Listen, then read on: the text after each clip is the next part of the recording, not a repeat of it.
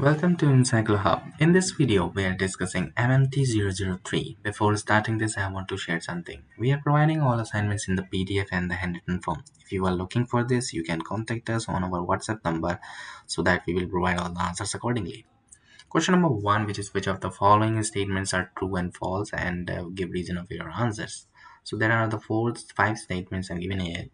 If you are looking for this, you can contact us on our WhatsApp number. Now questions are which of the following statements true false. First is if finite group G acts on a finite set S, then GS1 equal to GS2. There are exactly 8 elements of the order 3 in S4.